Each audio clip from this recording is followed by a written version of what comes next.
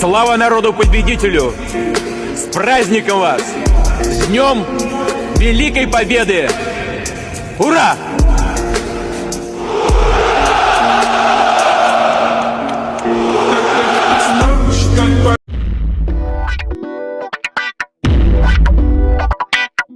Shalom semuanya. Ya. Pada hari ini kita akan merenungkan kebenaran firman Tuhan kembali. Ya, kita akan baca Mazmur pasal yang ke-11 ayat yang ke-5. Demikian bunyinya. Tuhan menguji orang benar dan orang fasik, dan Ia membenci orang yang mencintai kekerasan.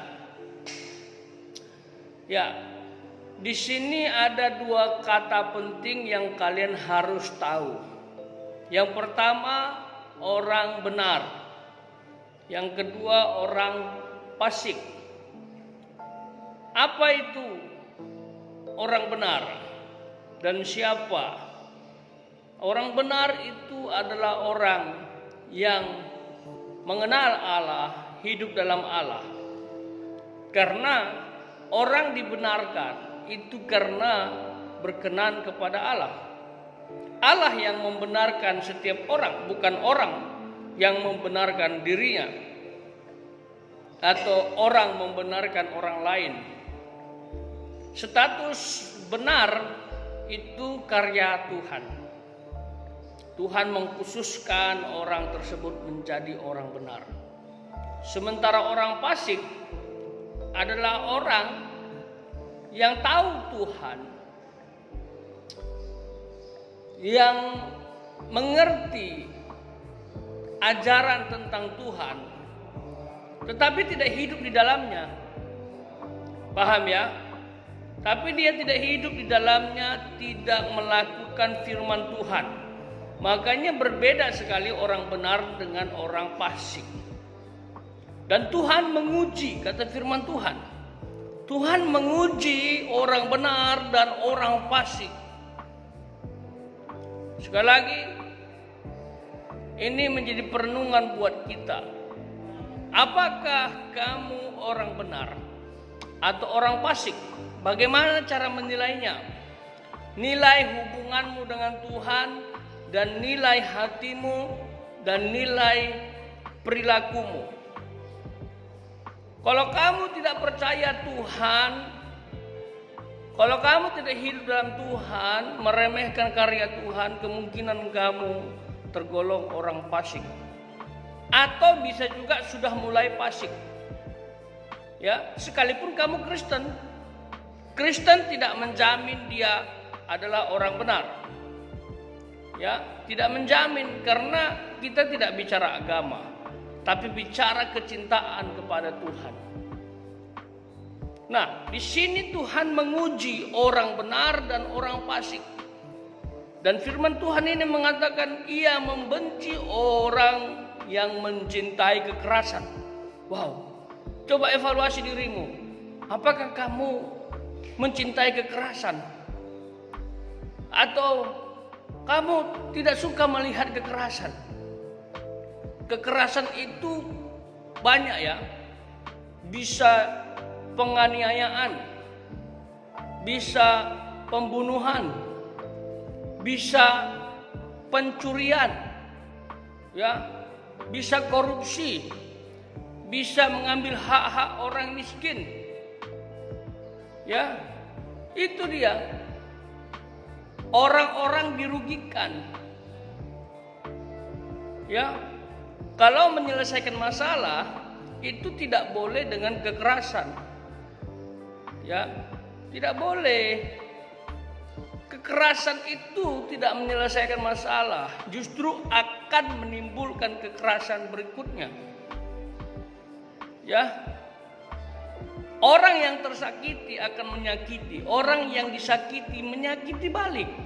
Makanya kekerasan itu akan dibalas dengan kekerasan, itu yang ada. Ya. Jadi kalau kalian dapat kekerasan, kamu harus balas dengan pengampunan. ya, dengan kasih. Tentu juga hukum harus berjalan, tetapi kamu tidak boleh membalasnya dengan kekerasan yang sama. Ya, mendapatkan kekerasan saja kamu harus mengampuni, itu kata firman Tuhan. Ya, apalagi melakukan kekerasan. Oh, jangan sampai. Ya, kita bukan orang yang tidak mengenal Tuhan, kecuali kalau kamu tidak mengenal Tuhan dan tergolong orang fasik, ya hidupmu nggak benar. Ada orang bilang kayak gini, kalau aku disakiti 1 kali, aku akan balas 10 kali. Wah, itu perkataan orang yang angkuh, bukan ajaran Tuhan. Aku baik kepadamu, bro. Jangan kamu jahati saya. Tapi kalau kamu jahati saya, aku bisa lebih jahat. Aku bisa lebih jahat daripada singa. Pernah dengar itu ya?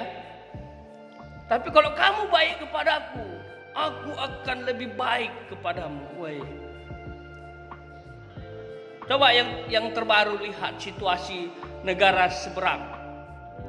Ya, udah mendengarkan berita saat ini, yang sedang adu kekuatan dan negara-negara lain mulai ikut serta adu kehebatan.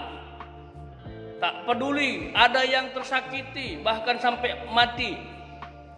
Tahu ya? Yang viral, hura! Hura! Hura! Tahu ya? Viral ya? Perang Rusia melawan Ukraina, medan pertempuran di negara Ukraina. Itu udah nggak ada kasih lagi. Apa yang ditunjukkan? Kehebatan, ego, kemampuan. Coba lihat, Mister baca data, ratusan orang sudah meninggal gara-gara perang ini. Bahaya kan? Dari pihak Ukraina banyak yang meninggal, orang sipil ada. Terus ada juga tentara. Pihak Rusia juga ada. Banyak yang meninggal. Apakah ini kasih? Makanya Tuhan menguji orang benar dan orang fasik.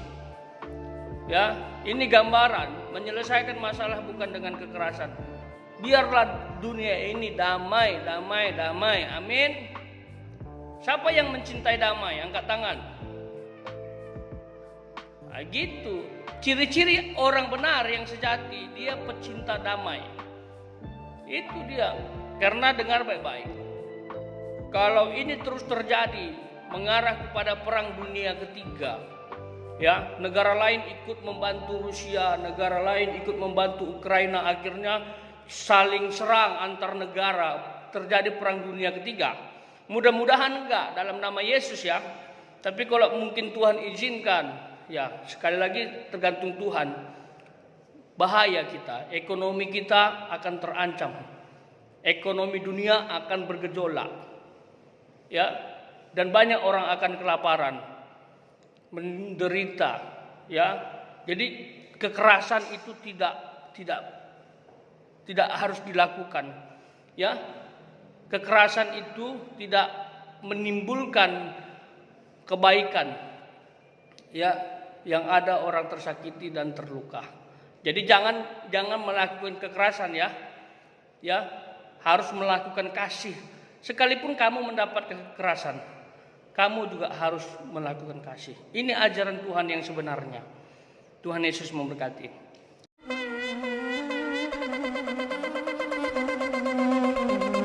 Joy to the world, the Lord is come. Let earth receive her King.